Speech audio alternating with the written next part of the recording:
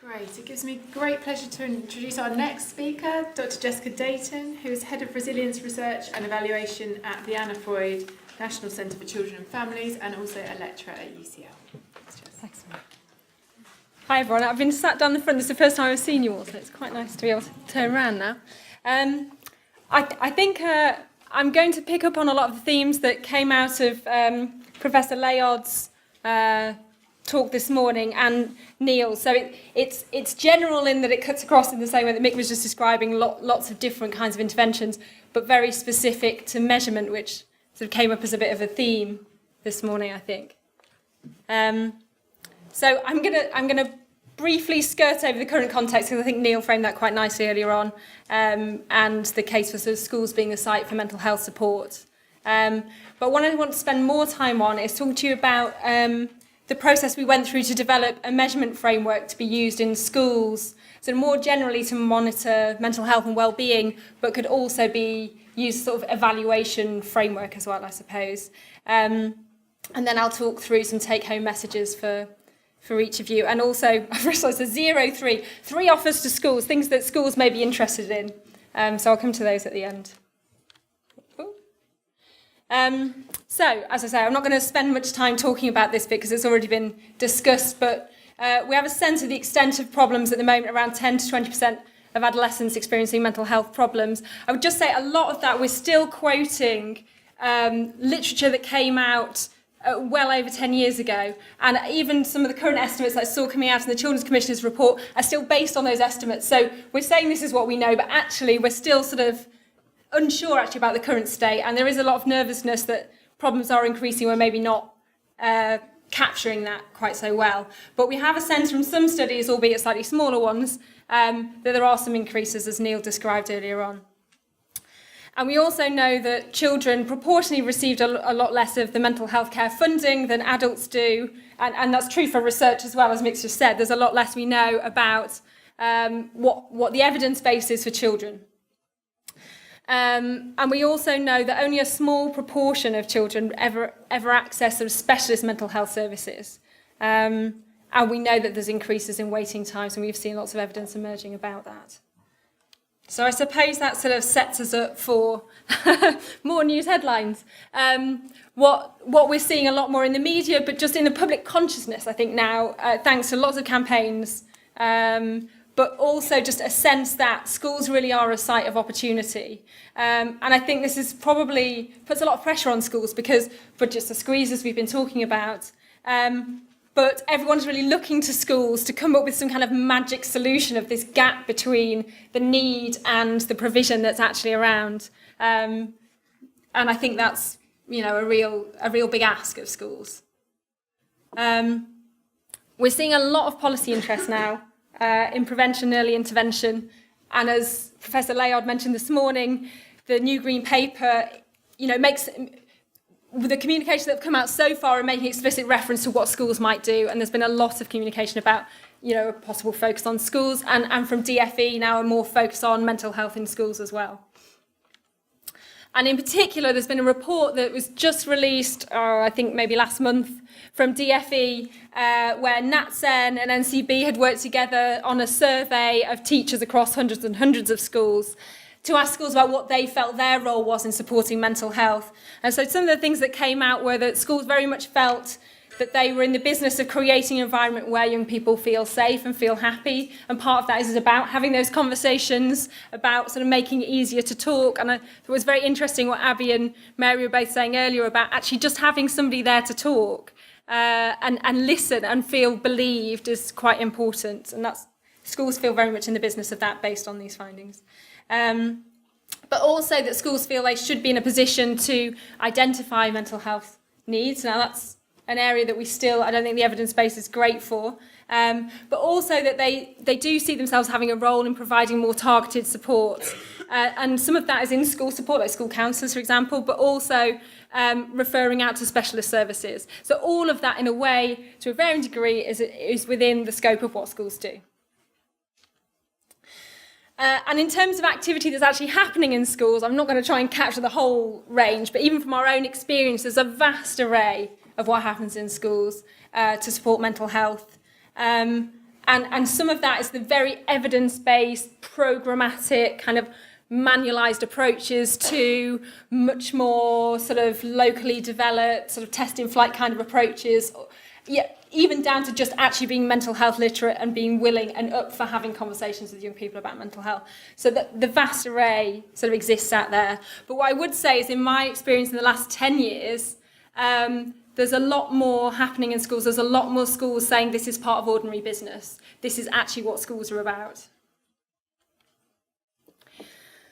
I suppose the bit where we're lagging is, if it is part of the school's remit to think about who's in need, how do they get a sense then of what the strengths are of the student population and what the needs are?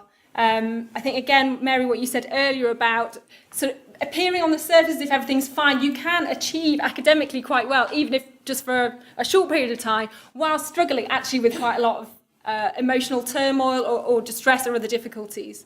So it's not okay for us to just say, well, as long as we know that achievement's sort of happening, then probably everybody's okay. We spent a long time trying to sort of hide ourselves behind that wall of saying, well, as long as there's a relationship between mental health and attainment, so we would know. We wouldn't know necessarily. The relationship's there, but it's not that strong. But also, how do we know about the individuals that need more help? How do we, if those problems are masked to some degree in some individuals, then how do we sort of understand that? How do we know when people are struggling? And also that if we do get to that point where we know who we're trying to get support to, or we've got something in place, then how do we know that that's working? And part of that is about some of the interventions out there being untested, but even the ones that are evidence-based, as Neil said, a lot is down to implementation, a lot depends on context, and we still need to know whether they work when they're actually sort of embedded within the school. And we did a lot of work on this as part of the toolkit. I'm afraid I didn't make these so you can click them, but I think this one is on Neil's slides. We developed a toolkit for schools and colleges to think through how they might measure and monitor wellbeing. And we consulted with a lot of schools, and these were some of the questions that they had really about how they do these things. And what we learned was a lot of schools are trying to find ways of measuring and monitoring mental health and wellbeing, but they don't know what's out there that's evidence-based. So they're developing their own tools and materials, and they're not really understanding what comes back or how to make sense of it. So we had an opportunity to grapple with some of these questions through a large project that we're involved with the big lottery fund called HeadStart. And because it's sort of quite a complex programme, it allowed us to think out those questions in quite an extended way. So I'm going to talk you through what we did and hopefully bring it back to how that might be relevant to practices within schools sort of more generally. So just to give you a bit of a sense, HeadStart is it's one of the big lottery fund's strategic programmes. It's trialling a broad range of initiatives to improve resilience and emotional well-being sort of generally within children between the ages of 10 and 16. And it's happening in 6 different areas of the country, which my geography is terrible, so I had to put the blobs on the map so I'd know. So we've got Blackpool, Hull, Wolverhampton, Newham, Kent and Cornwall. And they're each local authority-led partnerships, and they work together with other local services and agencies to try and embed themselves in this very systemic approach that's happening in communities, in schools, with families and so on. But essentially the aims of this programme are to improve emotional well-being, to improve engagement in school and also academic attainment, to reduce the onset of diagnosable mental health problems, and also to reduce sort of risk-taking behaviours. And the bits I want to pick up in terms of the measurement framework are the ones that we know really aren't sort of being captured elsewhere. So it's about improving emotional well-being and reducing the onset of diagnosable mental health problems. The other bits we are capturing, but it's more part of routine data, so I won't go into it now, but if anyone wants to ask about that, I'm happy to talk about it. So essentially, we took those sort of core questions as our sort of guiding vehicle, if you like, to try and co-produce a measurement framework to sort of measure mental health and well-being, but also some of those protective factors that Neil talked about earlier. So some of the things that we would think of as resilience measures, but things like emotion regulation, coping with stress, relationships with peers, school connection, and so on. And we wanted to work together with local authority leads, with those who work in schools, and with our participation leads who are working with young people to try and find what's the best way to do this that isn't just an academic exercise that gives us robust measures but nothing that can ever be implemented in school, but something that's actually feasible and acceptable and makes sense. So our criteria were basically that measures must have evidence of their reliability and validity. So someone was asking earlier, if we don't have time to read the evidence base, what do we do? Challenge the people who present things to you, like measures, for example. Some of them look very glossy and lovely. Ask them what the evidence base is. Ask them to present to you what the psychometric properties are or what the validation was. Is it reliable? Is it valid? So that was one of our criteria.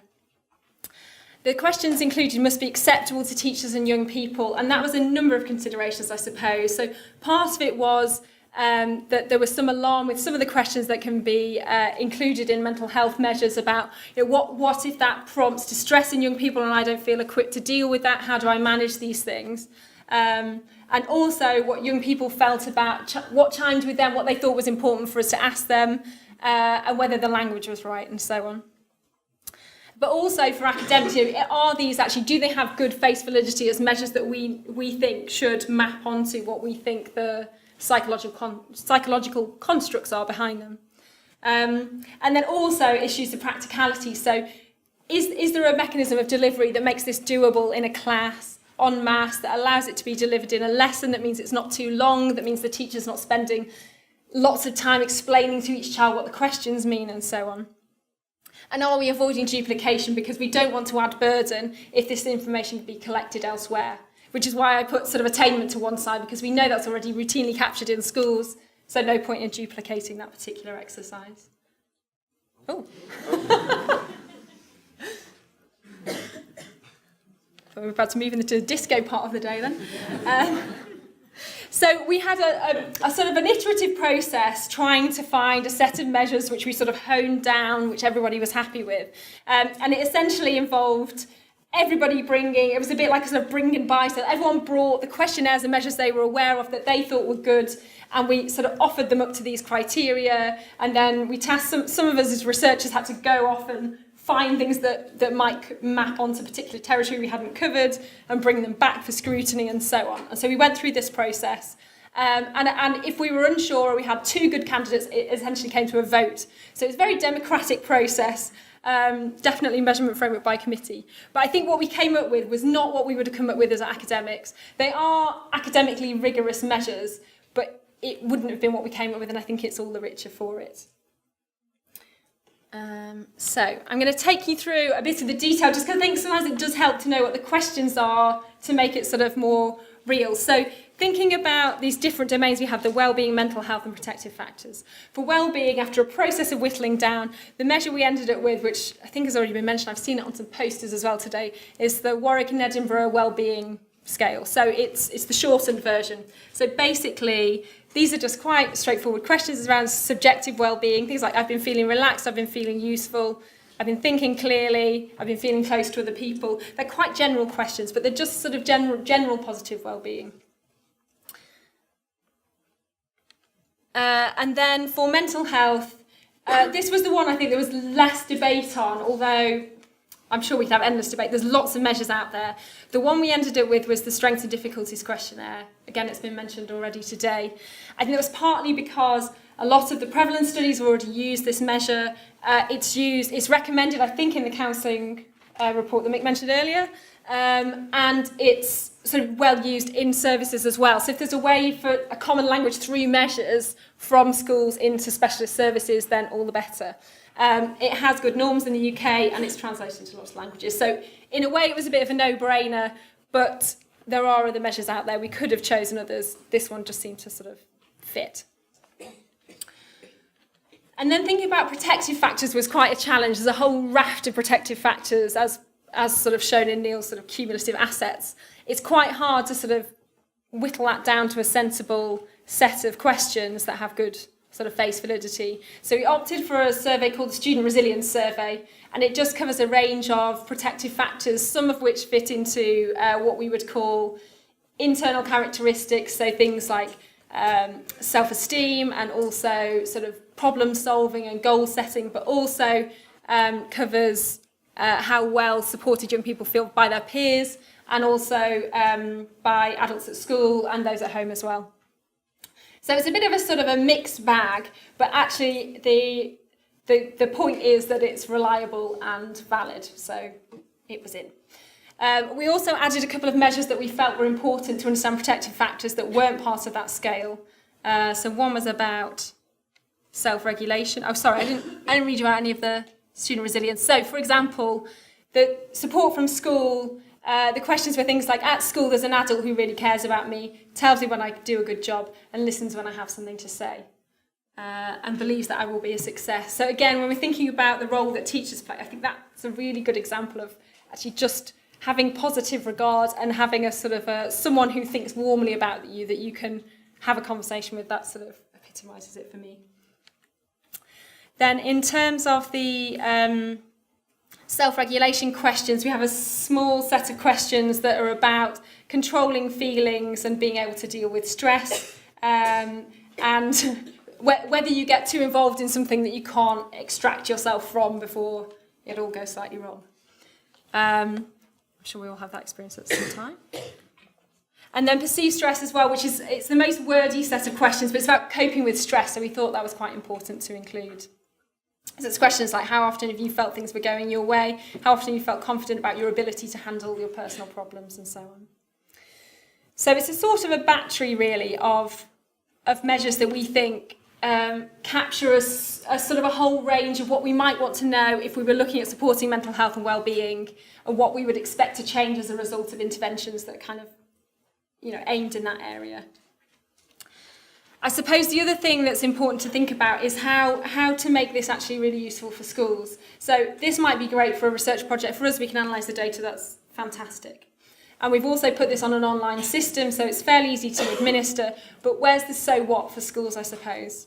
So one thing we're spending a lot of energy working on at the moment, and again, this is with local authority leads, with schools and with young people, is thinking about what feedback on this kind of thing should look like. So what will schools need to know, having invested a lot of energy in doing this, and how do we summarise it in a way that's mindful of the complexity and uncertainty in the data, but also provide something definitive that schools can sort of work on or review. So this is what we're sort of working on at the moment, finding ways to sort of rag rate and summarise the data. So on the right-hand side is a funnel plot. I don't know how many people are familiar with funnel plots. Anyone familiar with funnel plots? Few hands. Okay, so this is our way of sort of conveying uncertainty in the data. So basically, what we have is that each of those blobs is a school. And what we might have, I think on this one we've got, school connection. So that's the set of questions that I read out about, whether there's an adult at your school who sort of interested in you and supports you. The higher the score, the better. Anything within the funnel, really, this sort of thing that looks like this, is not discernibly different from average. Anything below the funnel is discernibly lower than average. So if you're a school scoring in that range, it means that young people in your school feel less supported in some way.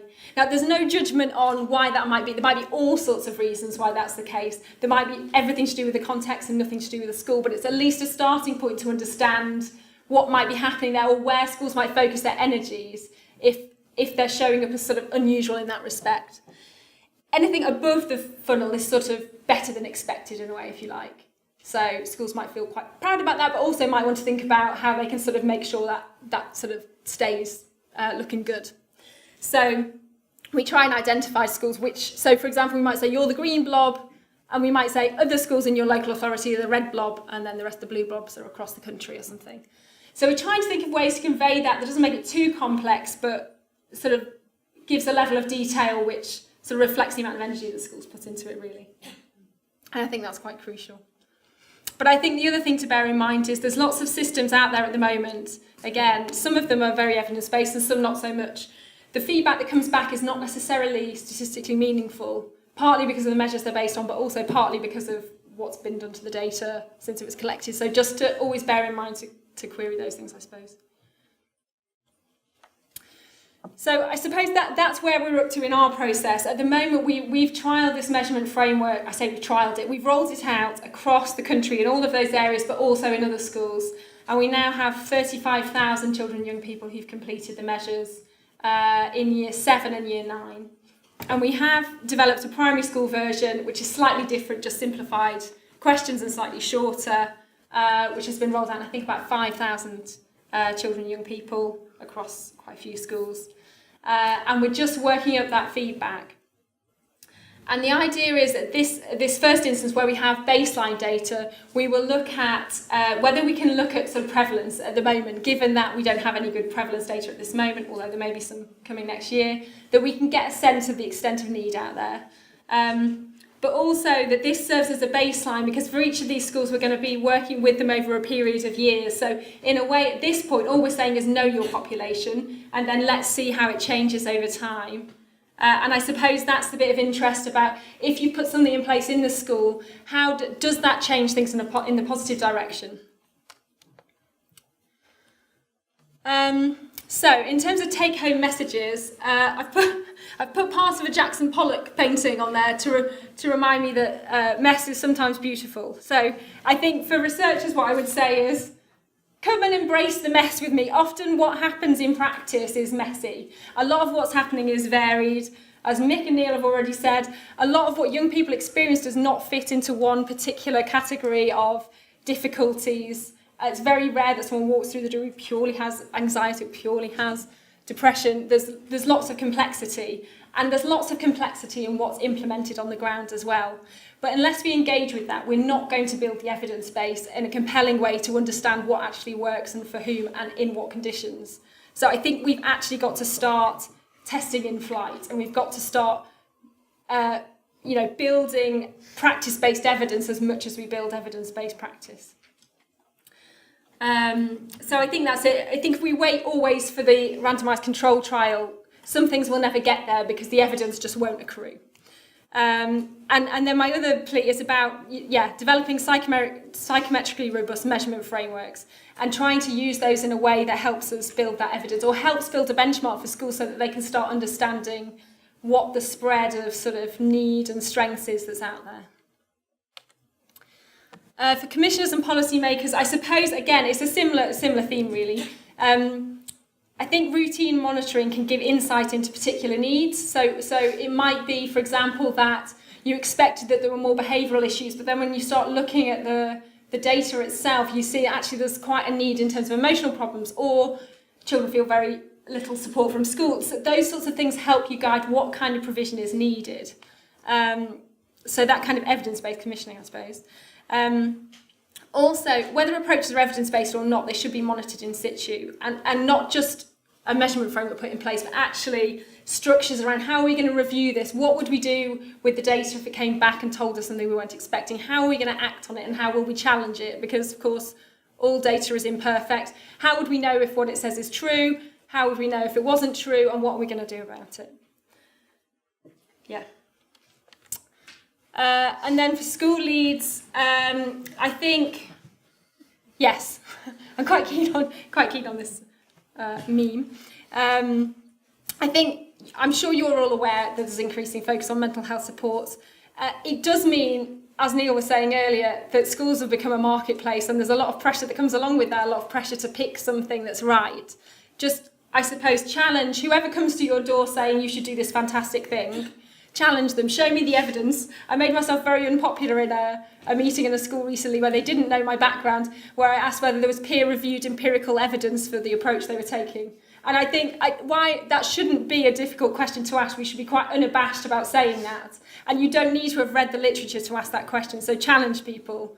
And I think the same is true for surveys. There's lots of surveys out there at the moment. I know there's survey fatigue in schools, so if you're going to pick something, again, challenge people on what it is. What are you going to get back from it? Is it psychometrically robust? Is it valid and reliable? And does it provide you with the information you need to review the needs of your populations and whether the support you've put in place helps?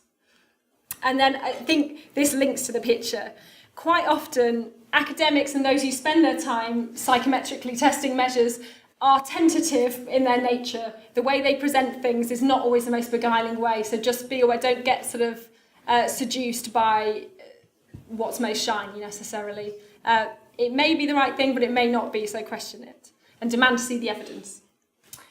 So my 3 offers for schools then. just to let you know about some things that are happening at the Anna Freud Centre and at UCL that you might be interested in. So the first is that the measurement framework that I described, we are capturing that in, I think something like 120 schools at the moment, some primary, some secondary. But we're rolling that out as an offer to another 130 schools. So it can be the primary school version or the secondary. We're probably going to focus more on the secondary. But if you are interested in that kind of online set of measures and the feedback that comes with it, the details are there. Or I think Lee and Natalie have still got a desk sort of out the front for the Anna Freud Centre on Cork. Please do let us know. And you basically submit an expression of interest and we'll whittle it down to the 130. But it would be fantastic to have you on board.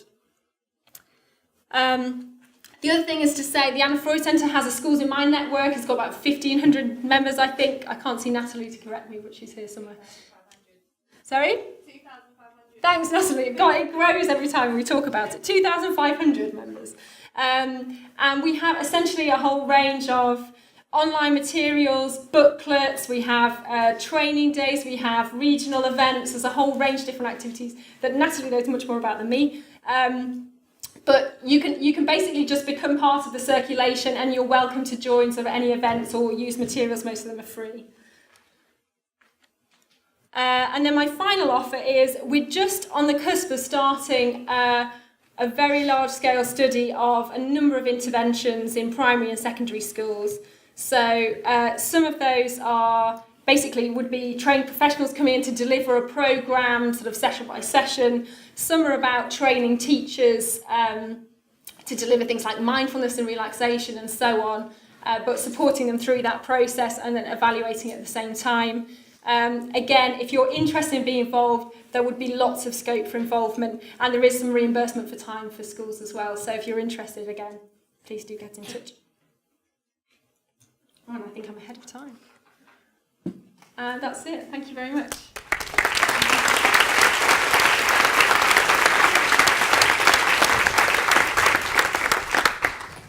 Great, thank you, Jess. We've got time for a couple of questions before we finish with the break. Anyone? Yes, the lady up here. That final offer that you just made to schools, is that any particular part of the country that you're offering that? So there's 4 hubs. So strictly speaking, it's sort of, but we may radiate out quite vastly from those hubs. So it's just because if there's training, we'll probably focus in those hubs. So at the moment, we're saying it's Manchester, London, Birmingham, and I think Bath and Somerset. But I think, you know, for example, in Reading, if people were willing to travel for training, I don't think that would be too much of a stretch. So if you could get to London, then that would probably work.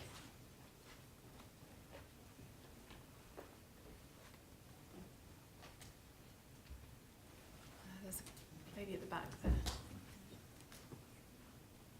Hey, I just wondered if you had anything in place to help the schools kind of interpret and use the data that you're providing them? Yeah, I mean, it's probably more Cork's territory. So Cork, for those who don't know, is the Child Outcomes Research Consortium, and they do tend to partner with voluntary sector and specialist services. Again, Lee, who's sitting at the back. Lee, do you want to just stand up and wave a second? And schools as well. They do a lot of sort of learning and collaboration with all of those sort of different organisations to think about how they make sense of the data they collect. So that might be these kind of measurement frameworks, but it could be a more practical pulling on what you're using locally and making sense of it. So yes, and I think there's guidance on the Cork website as well, but you could always have a conversation with the Cork team too. Is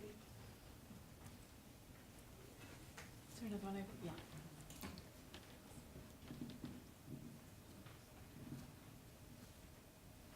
You said something earlier about it's really important to understand that any measurement might reflect what's going on in schools, but it might also be part of the context. And I was just wondering about how far you guys have gotten in terms of thinking about how to measure contextual factors that might be important. And I was thinking about we've had quite a lot of flooding in different parts of the country recently that probably has a huge impact on local communities, but there might be things about deprivation or Yeah, and it is hard to know where to sort of cut off because one can get very bogged down in the complexity and then realise you've come up with something that can't possibly be implemented. But yeah, so at the moment it's quite a pragmatic approach. So what we do for our studies, large-scale studies, is we use data from the National Pupil Database. So when Neil was talking about the cumulative risks and cumulative assets before, what the risks were basically data that we have from the National Pupil Database. So some of that is free school meal eligibility and deprivation, but also the local authority data about looked after children and child in need and so on, and also special educational needs. So it would be great to also have measures, obviously parental mental ill health and economic pressure within the household. You could keep going, but I suppose it's pragmatic, partly because of that criteria about don't collect something that's collected elsewhere. So for schools, what we tend to do if we're working on a smaller scale, obviously they collect all that data routinely to send to Department for Education anyway. So they would have the same fields in common, and we usually stick with those. But yeah, ideally you would add more as well, you're right, yeah. Brilliant. I think we're going to leave it there. Okay, great. Thanks very much, Jess. Now we're going to...